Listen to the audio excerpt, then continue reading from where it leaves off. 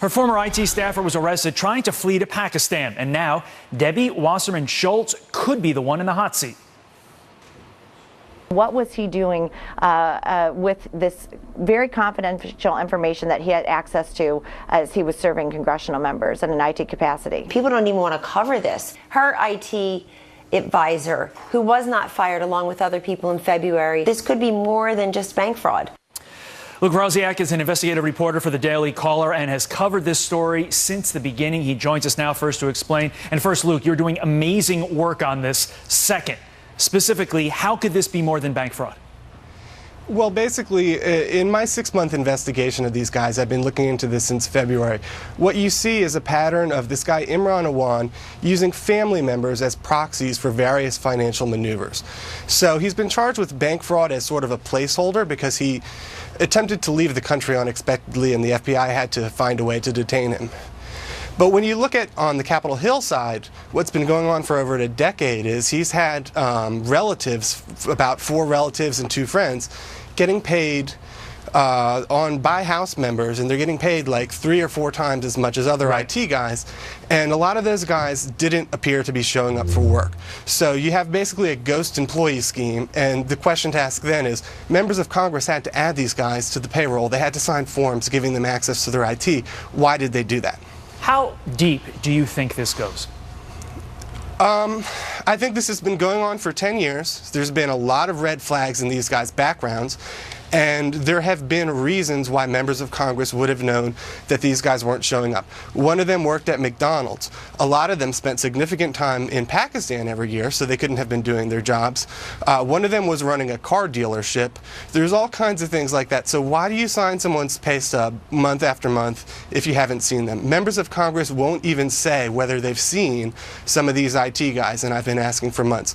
So you have to ask, what kind of leverage might someone have over members of Congress? And that's when we start getting concerned about the fact that they did have access to all their emails and all their files. A lot of questions still remaining. One is, why did Debbie Wasserman Shultz keep these individuals on payrolls? Right, and she didn't fire these guys. She was paying both this guy Imran Awan and his wife, and she didn't fire them when Capitol Police said that they were suspects in a criminal probe. She didn't fire them when they were banned from the network, meaning that they couldn't do the primary function of their job. She won't say what job they were doing instead of that, what value they were providing to taxpayers. She appears to have known that the wife left the country permanently after wiring hundreds of thousands of dollars to Pakistan because she dropped her off her payroll right as soon as she left, and that indicates that she probably knew she wasn't coming back, and she knew that she had boarded that flight, which makes sense because her husband was still on the payroll. And finally, she appears to have been wanting to keep paying this guy even when he was in Pakistan, because his lawyer says that he informed the House that he was going on a 6-month trip to Pakistan, and Debbie Wasserman Schultz says he was only fired because he was arrested.